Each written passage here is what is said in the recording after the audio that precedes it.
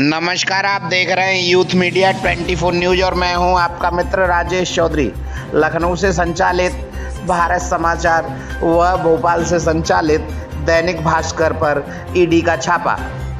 Social media पर लगातार पूछा जा रहा है कि सच्ची मीडिया से क्यों डर गई मोदी मीडिया। सच्ची मीडिया वर्सेस मोदी मीडिया। क्या सरकार चाहती है कि मीडिया भारत का चौथा स्तंभ गूंगा हो जाए? जो सरकार चाहे वही दिखाए। अब तो ऐसा लगने लगा है कि सरकारें चाहती हैं कि जो भी मीडिया संस्थान है जो सरकार चाहे वही दिखाए, नहीं तो ईडी जैसे छापे पड़वाए जा सकते हैं। अलीगढ़ पूर्व सांसद चौधरी विजेंद्र सिंह से जानते हैं कि ये छापे क्यों पड़वाए जा रहे हैं। नमस्कार, आप देख रहे हैं यूथ मीडिया 24 न्यूज और मैं हूं आपका मित्र राजेश चौधरी। मेरे साथ हैं अलीगढ़ की आनवान शान शेरे अलीगढ़ चौधरी विजेंद्र सिंह, पूर्व सांसद। मैं आज इनसे ज्वलंत मुद्दे पर बात करूंगा। भारत की चौथा स्तंभ कहा जाने वाला मीडिया भारत समाचार ब्रजेश मिश्रा के यहाँ पे छापा पड़ा है और दैनिक भास्कर के ऑफिस पे छापा पड़ा है। ये बहुत बड़ी बात है कि साफ नियत सही विकास कहने वाली भाजपा नारा देकर आई थी। आज ऐसा क्यों? आदरणीय सांसद जी, आप बताइए मुझे। ये देश का दुर्भाग्य है,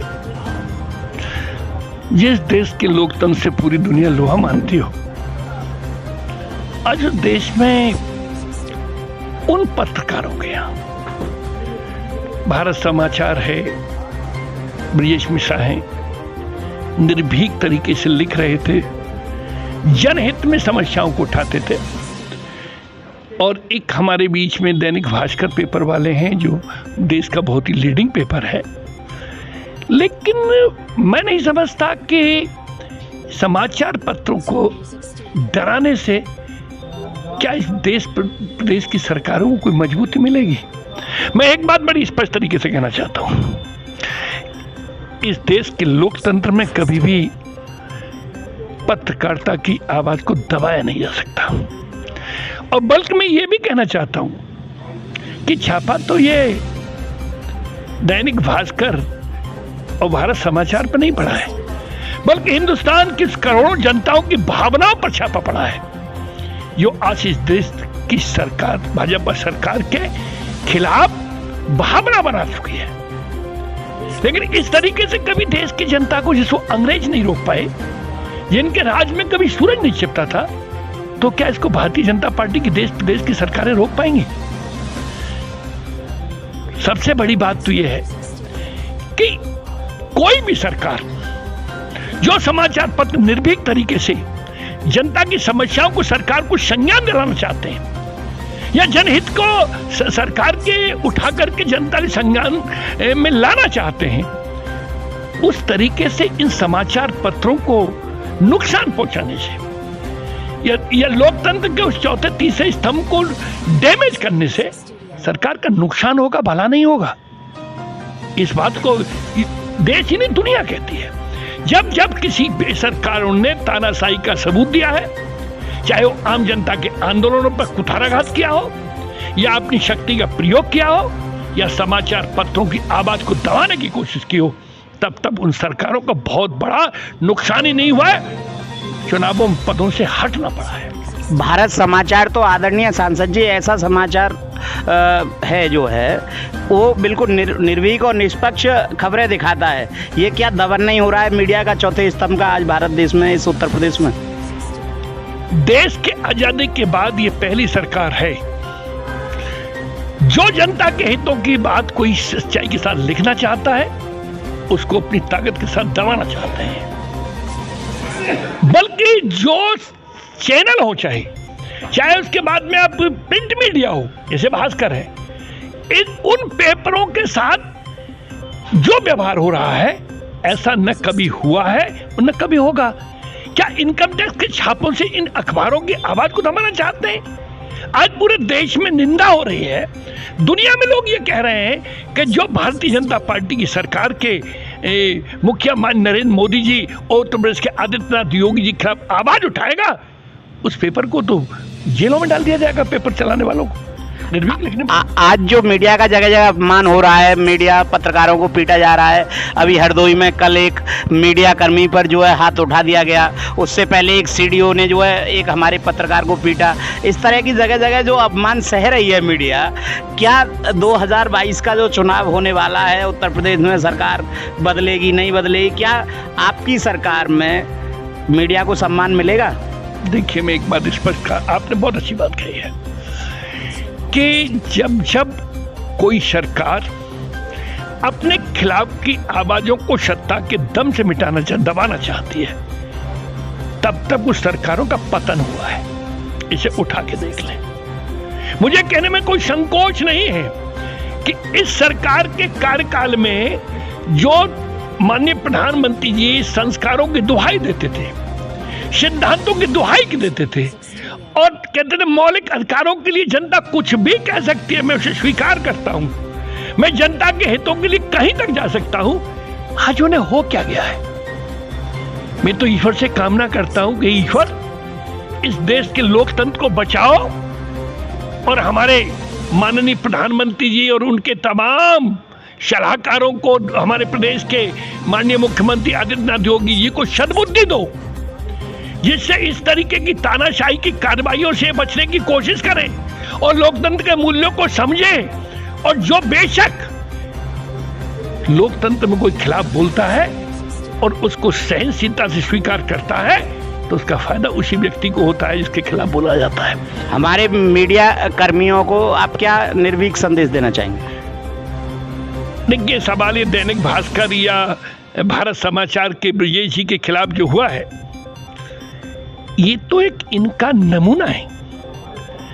ये इनके खिलाफ कार्रवाई करके ऐसे सैकड़ों पेपर हैं, मीडिया के चैनल हैं, जिनको ये संदेश देना चाहते हैं कि अगर आपने हमारे खिलाफ बोलने की कोशिश की तो तुम्हारा यही हाल होगा जो आज लखनऊ में इनकम टैक्स के छापों में दैनिक भास्कर और आपके भारत समाचार पत्र का हुआ है, ब्रजेश जी का हुआ है। और इसका रीजन दूसरा भी है। मैं आवाम से कहना चाहता हूं, आम जनता से कहना चाहता हूं आपके चैनल के माध्यम से कि देश की सरकार का रास्ता उत्तर प्रदेश में होके जाता है। उत्तर प्रदेश में 6 महीने बाद विधानसभाओं के चुनाव आ रहे हैं। अभी पंचायतों के चुनाव में आम जनता का वोट पड़ा था, उसमें भारतीय जनता पार्टी की सरकार भनमत से हारी है। केवल ताकत के दम पर, पैसे के दम पर इन्होंने अध्यक्ष और प्रमुख के पद जीत लिए हैं। ये आम जनता के पद नहीं, डेलीगेट के पद हैं। लेकिन सिर्फ और सिर्फ देश की सरकार में नरेंद्र मोदी डर चुके हैं कि उत्तर प्रदेश हमारे हाथों से चला गया तो एक दिन ऐसा भी हो सकता है कि देश की सरकार को जाना ही पड़ेगा। इसीलिए वो सारे के सारे दंडात्मक कार्रवाइयां, पत्रकारों को, आम जनता को, नेताओं को भयभीत करने की कार्रवाइयां उत्तर प्रदेश में ताबड़तोड़ हो रही हैं। मैं इस तरह की कार्रवाई की घोर निंदा करता हूं और मैं सर्वोच्च न्यायालय से भी कहना चाहता हूं कि अब वक्त आ गया है, सर्वोच्च न्यायालय सुप्रीम कोर्ट को स्वतः संज्ञान लेना चाहिए। अगर पत्रकारिता के साथ इस तरीके का काम हुआ, चैनलों के साथ इस तरीके का काम हुआ, समाचार पत्रों इस तरीके का काम हुआ, तो देश में फिर लोकतंत्र कहां है? ये तो तानाशाही के सबूत है फिर तो। और इस कृत्य से आज नहीं, देखिएगा कल से दुनिया के देशों में इस कृत्य की निंदा होगी, क्योंकि मोदी स्वयं कहते थे। और इन्हीं समाचार पत्रों ने, इन्हीं आपके दैनिक भास्कर ने और कभी इन्हीं आपके भारत समाचार ने मोदी जी की भी जय जयकार लगाई थी। क्या उन दिनों को भूल गए कि सच्चाई तो यह भारतीय जनता पार्टी को सत्ता में लाने का काम इलेक्ट्रॉनिक मीडिया समाचार पत्रों का ही था। और आज जिन लोगों ने कुर्सी पे बैठा, उन्हीं के खिलाफ इस तरह की कार्रवाई हो रही है जिसमें लोकतंत्र की हत्या हो रही है, देश और दुनिया में इसकी निंदा की जा रही है। तो मैं इतना ही कहना चाहता हूं, माननीय नरेंद्र मोदी जी देश के सर्वोच्च पद पर आसीन है। माननीय आदित्यनाथ योगी जी, आप संत भी कहे जाते हैं, क्या ये संतों की कार्यकाल का यही इस तरीके का नमूना पेश कर रहे हैं आप? अरे सदा कोई कुर्सी पे न रहा है न रहेगा, ऊपर वाला स्वयं देखता है। अब ऐसा लगने लगा है कि आप स्वयं ही अपनी कारनामों से डर गए हैं आप अपनी आत्मा की आवाज को पहचान गए हैं और आप उसी को, इसीलिए आप गलत काम करने लगे हैं। क्योंकि एक कहावत है, या को दुख दरिद्र दरते ही ताकि मत पहले हर ले। ऐसा लगने लगा है कि ईश्वर को अब निश्चित रूप से अब आपसे नाराजगी शुरू हो गई है, तभी तो आप इस गलत काम कर रहे हैं। जब किसी व्यक्ति का नाश होता है, किसी सरकार का विनाश होता है, तो इसी तरीके के कृत्य करता है जो आज से शुरू हो रहे हैं। मैं इतना ही कहना चाहता हूं, लोकतंत्र की कीमत समझिए और लोकतंत्र में जीत हार तो लगी रहती है। सत्ता के मदहोश में आप इतना इस तरीके की दंडात्मक कार्रवाइयां जनता के साथ, पत्रकारों के साथ, चैनलों के साथ मत करिए। ये राष्ट्र हित में नहीं है। वही काम करिए जो राष्ट्र हित में है, जनता के हितों में है और जनता, आम जनता के मान सम्मान में है, जिसमें हिंदुस्तान का कॉन्स्टिट्यूशन कहता है, संविधान कहता है। धन्यवाद।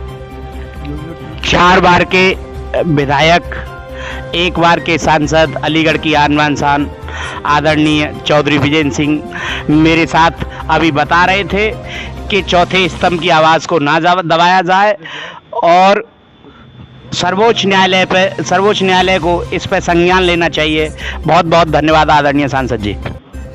हमारे चैनल को लाइक करें, शेयर करें, सब्सक्राइब करें, जिससे आपको सभी लेटेस्ट न्यूज़ें मिल सकें।